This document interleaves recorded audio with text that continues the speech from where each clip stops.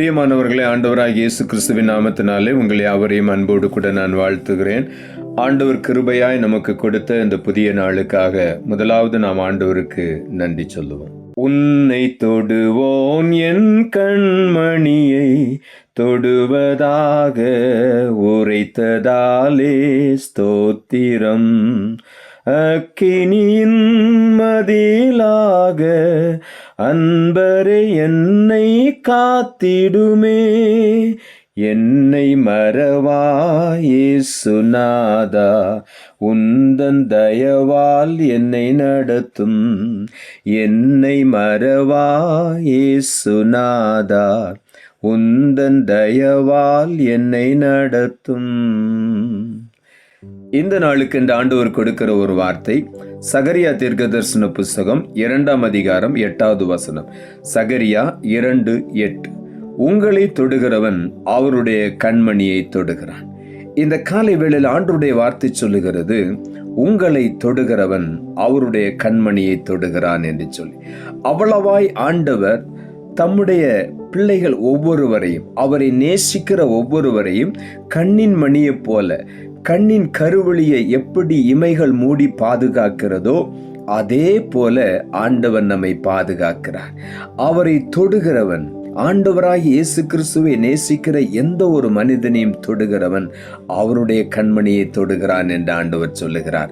அவ்வளவாய் நம்மை ஆண்டவர் கண்மணியை போல பாதுகாக்கிற தேவனாயிருக்கிறார். யாரும் நம்மை தொட ஆண்டவர் அனுமதிக்க விடுகிற தேவன் அல்ல, அனுமதி கொடுக்கிற தேவன் அல்ல. அவ்வளவாய் நம்மை கண்மணியை போல அவர் நம்மை பாதுகாக்கிற தேவன். எரேமியா தீர்க்கதரிசன புஸ்தகம் 15ஆம் அதிகாரம் 20ஆம் வசனம் சொல்லுகிறது, உன்னை இந்த ஜனத்துக்கு எதிரே அரணான வெண்கலம் அலங்கமாக்குவேன். அவர்கள் உனக்கு விரோதமாக யுத்தம் பண்ணுவார்கள், ஆனாலும் உன்னை மேற்கொள்ள மாட்டார்கள்.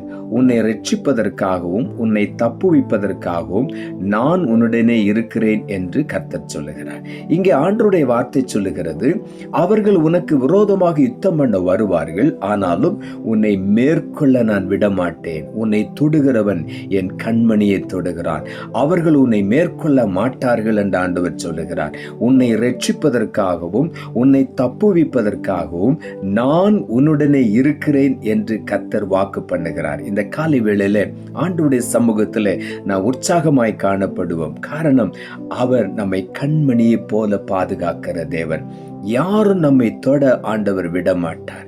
ஆகவே இந்த காலை வேளையில ஆண்டவரை உள்ளத்தின் ஆழத்திலிருந்து நன்றியோடு நாம் துதிப்போம். எரேமியா தீர்க்கதரிசன புஸ்தகம் 1ஆம் அதிகாரம் 19ஆம் வசனம் சொல்லுகிறது, அவர்கள் உனக்கு விரோதமாக யுத்தம் பண்ணுவார்கள், ஆனாலும் உன்னை மேற்கொள்ள மாட்டார்கள். உன்னை ரட்சிக்கும்படிக்கு நான் உன்னுடனே இருக்கிறேன் என்று கர்த்தர் சொல்லுகிறார். இங்கே ஆண்டவருடைய வார்த்தை சொல்லுகிறது, உனக்கு விரோதமாக யுத்தம் பண்ணுவார்கள், ஆனால் உன்னை மேற்கொள்ள மாட்டார்கள். காரணம், உன்னை நான் கண்மணியை போல பாதுகாக்கிறேன். உன்னை தொடுகிறவன் என் கண்மணியை தொடுகிறபடியினாலே நான் மேற்கொள்ள விடவே மாட்டேன் என்று ஆண்டவர் சொல்லுகிறார். அவர்கள் உன்னை மேற்கொள்ள மாட்டார்கள்.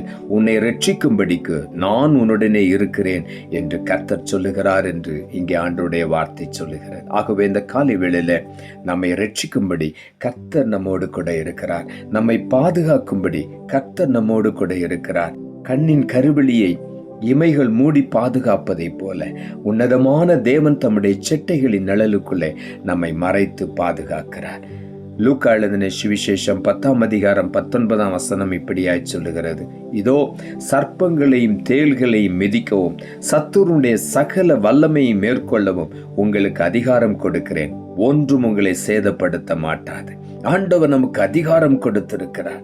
அவர் சொல்லுகிறார், சத்துருடைய சகல வல்லமையை மேற்கொள்ள உங்களுக்கு நான் அதிகாரம் கொடுக்கிறேன். சர்ப்பங்களையும் தேள்களையும் மிதிக்கும்படி உங்களுக்கு அதிகாரம் கொடுக்கிறேன் என்று ஆண்டவர் சொல்லுகிறார்.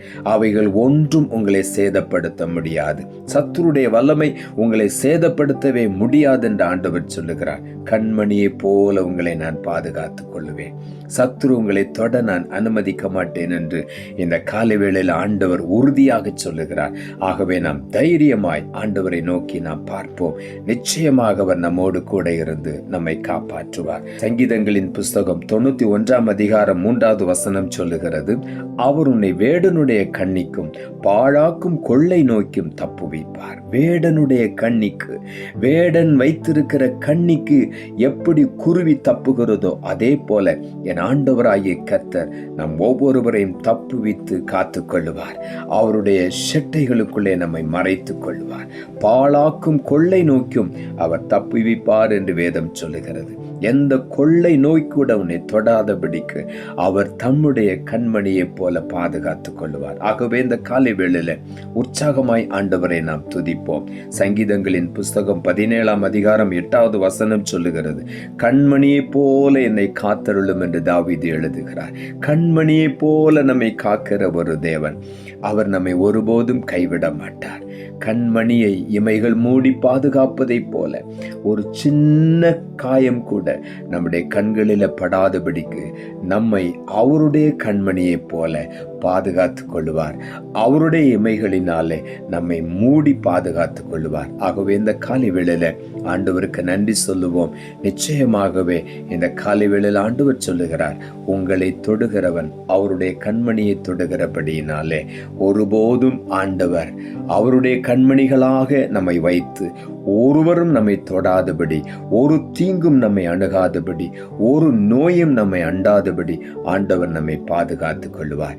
இந்த நல்ல பாதுகாப்புக்காக ஆண்டவருக்கு நன்றி சொல்லி நாம் ஜெபிப்போம். அன்புள்ள ஆண்டவரை, கிருபையாய் நீர் கொடுத்த இந்த நாளுக்காக மறுபடியும் உமக்கு நன்றி செலுத்துகிறோம். ஆண்டவர் கொடுத்த ஜீவனுள்ள வார்த்தைக்காக நன்றி. உங்களை தொடுகிறவன் அவருடைய கண்மணியை தொடுகிறான் என்ற வார்த்தையை கொடுத்தீர். வசனத்தை கேட்டுக்கொண்டிருக்கிற ஒவ்வொருடைய வாழ்க்கையிலும் அவர்களை கண்மணியை போல பாதுகாத்து ஒரு தீங்கும் அணுகாதபடி, விரோதமாய் எழும்புகிறவர்கள் மேற்கொள்ள முடியாதபடிக்கு அவர்களை பாதுகாத்துக் கொள்ளும் என்று சொல்லி நாங்கள் ஜெபிக்கிறோம். ஒவ்வொருவரையும் உடைய செட்டை நிழலுக்குள் மறைத்துக் கொள்ளும். தாழ்த்தி உம்முடைய கரத்தில் ஒப்பு கொடுக்கிறோம். இரட்சகர் இயேசுவின் நாமத்தில் ஜெபிக்கிறோம் நல்ல பிதாவே, ஆமென்.